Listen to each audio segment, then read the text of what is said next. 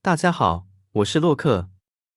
在我出社会进入股市之前，我的父亲其实蛮常告诫我不要碰股票的，说什么玩股票到最后会剪脚，分文不剩。但各位朋友也知道，越是叫你不要做的事情，其实心里面就越痒，就越想去尝试嘛。不过也有可能是我天生背股吧，又加上有在投资股票的朋友，那他也是刚玩而已，可能因为有赚到钱吧，就一直洗脑我说，投资股票是穷人翻身唯一的方法。这句话其实一直深深的烙印在我脑海里。在我买到股票后，应该是新手运吧，总是会赚到钱，但幸福总是太短暂，常常会把股市赚到的钱赔光，甚至倒赔。所以我其实蛮建议想踏入股票市场的朋友们先去上课，对股票有一点基础认知后，再来投资，不然也可以多看我的影片，我也会教学一些股票的操作逻辑，像今天就是要分享如何选择标股。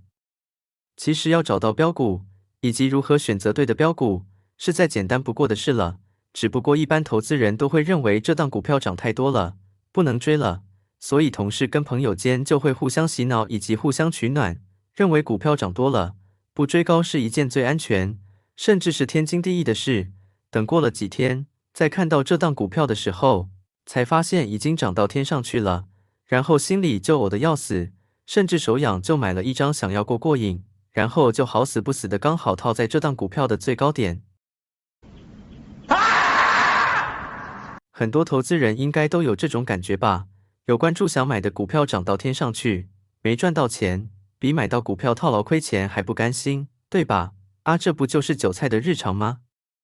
不过这也很正常，因为要转换思维的确也不容易。刚刚上面所讲的，也是洛克我以前对于标股的想法，只敢远观。不感谢完冤，对于有买到标股赚到钱的人，心里面通常只有羡慕、嫉妒、恨。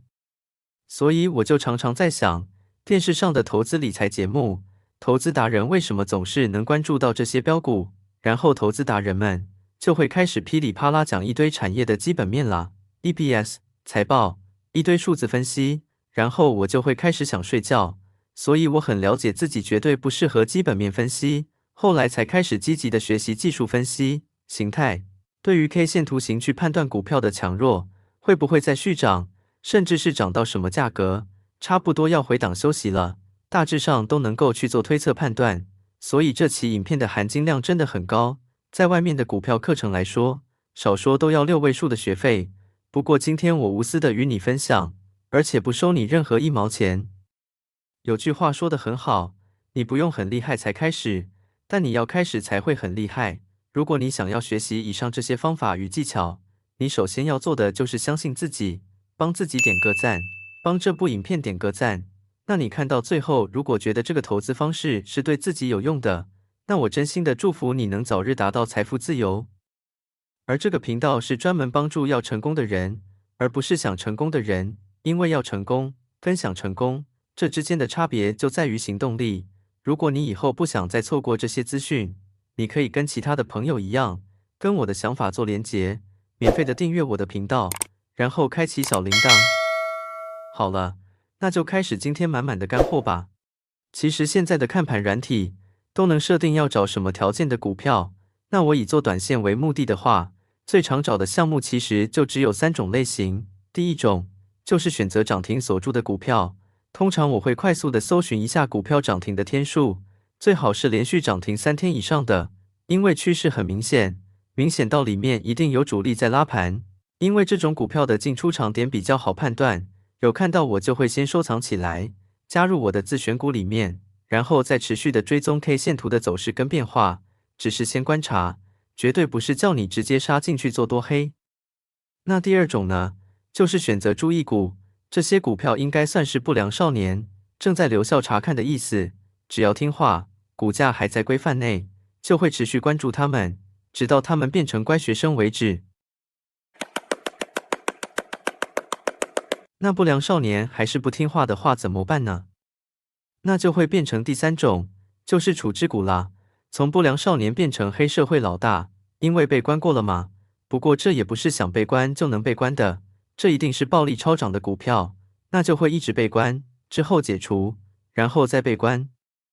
那股票也不会天天涨吗？我们只能耐心的等待股票回档时的走势，是不是符合自己所设定的样子？因为也不是每档标股回档时的走势我都看得懂，所以不要想着标股都能买进操作，只做自己看得懂的股票就好。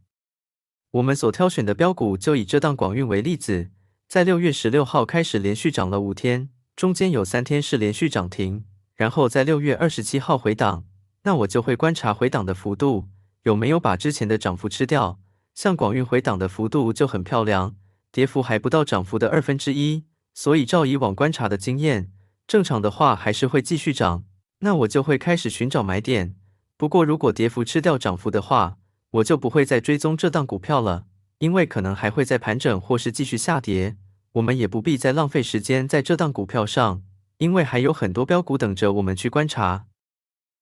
正所谓知识的落差，就是财富的落差，投资自身永远比投资任何标的更重要，因为学到了就永远是你的，别人想抢也抢不走。各位朋友可以观察看看那些试图阻止你改变的人，观察一下他们的财富状况，如果他们并不富有，那他们说出的一些话又有什么参考价值呢？其实股票的操作方法，需要真的去执行后，才能去体悟其中的道理，因为有可能表面上听得懂，但实际操作上又是另一回事。所以希望各位朋友们可以在投资的道路上，少赔点钱，少走点弯路，慢慢开始转变为大赚小赔的模式，持续的在股市市场中获利。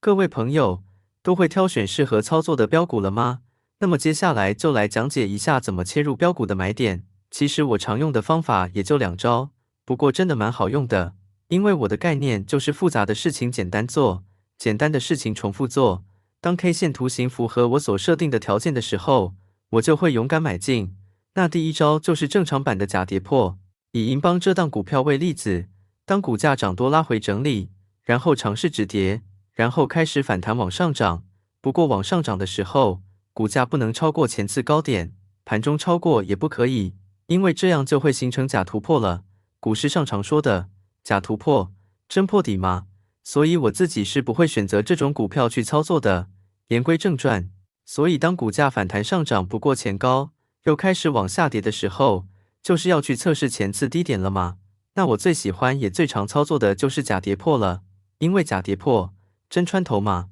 不过假跌破其实有蛮多种的，但我只操作前次低点确定跌破，记住是确定跌破哦。然后隔天或是过2天又站回前次低点，这个站回去前次低点就会是我的买点了。不过毕竟是操作短线，停损点也是相当重要的，停损点就会是确定假跌破的 K 棒最低点，只是有时候停损点的距离离买进的价格会有点落差，这就要看各位朋友操作时能不能接受这个金额损失了，因为主力不是吃素的，要洗几次散户你不会知道。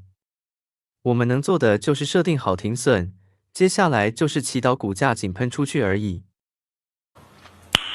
Nice。那第二招呢？就要配合成交量去看，我们用上面广运这档股票为例子，在6月26号，当股价涨到最高点的时候，配合着成交量爆出大量，所以这根 K 棒的高低点就成为了重要的参考依据。因为电视上的财经节目都会说高档爆大量，出货机会高嘛，凶多吉少啊。这么说确实也没错，因为主力出货通常也会伴随着成交量放大，然后股价就一路往下不回头了。所以跌破大量低点这件事，不是只有你知道，主力洗盘更爱用。各位朋友看看广运，6月27号是不是就来一根长黑 K， 收盘确认跌破？如果你是散户，你会怎么想？一定是脚底抹油，赶紧卖掉，快点跑，甚至会有少赔一点就是赚的想法出现，那就恭喜各位韭菜被主力洗掉了。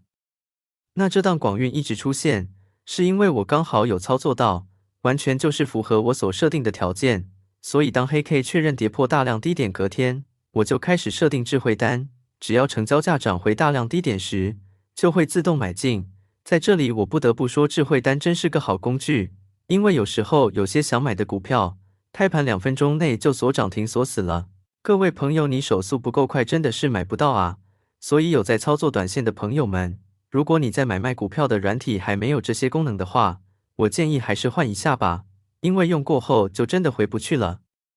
刚刚的分享有提到停损点吗？那么就一定会有停利点。停利点更是简单，就是单纯算数学而已，而且还非常准。那就以盛名店为例子，在7月10号跌破大量低点后，隔天就马上站回大量低点，所以我买进的价格会是大量低点的40.8块，停损点就是回档的最低点，就是7月11号的红 K 最低点38.5块，买进后就一路往上喷了，对吧？那停利点怎么算呢？就是前次回档的最低点，也就是6月27号的最低点26.4块，然后减掉这波涨幅的最高点，也就是7月6号的最高点45.45块，相减之后得到的数字是19.05块，所以19.05块再加上这波回档的最低点，也就是我买进后所设定的停损点38.5块，相加之后所得到的数字是57.55块，那这就是我所设定的停利点。所以股价在7月24号满足停利点后就开始回档休息，各位是不是觉得很神奇呢？不过这是遇到没有洗散户的佛系主力，才能安全的到达设定的停利点。正常的状况是，飙涨的过程中会出现黑 K 洗掉你。不过我的感觉是有赚就好，总比赔钱来的强，对吧？至于股价喷出后的移动停利，就看各位朋友怎么设定，并没有一定的标准。有人看跌破5日均线作为停利，也有人会看跌破前一天的 K 棒的最低点作为停利。像这几种方法我都会交叉使用。还有一种比较特别的就是涨停的股票，隔天如果跌5%以下，我也会马上停利，因为涨停的股票，照常理来说就是要一直往上涨，不会出现跌这么多的状况，所以跌5%算是很不寻常的情况，也有可能是主力出货，但宁愿少赚也不能赔钱，对吧？这样才不会报上又报下，感觉白忙一场。好了，今天的影片有什么问题可以给我留言，只要你们能在我今天说的内容找到1-2句话是有用的，能够帮助自己的人生过得好一些，我就心满意足了。那么接下来每周3晚上9点，我都会继续分享关于房地产投资、股票投资，达到财富自由的免费讯息。如果你不想要错过，我还是呼吁你订阅我的频道，然后开启小铃铛，然后无私的把影片分享出去。我真心祝福为这部影片点赞的各位朋友们，早日达到财富自由。好了，我们下礼拜3见咯，拜。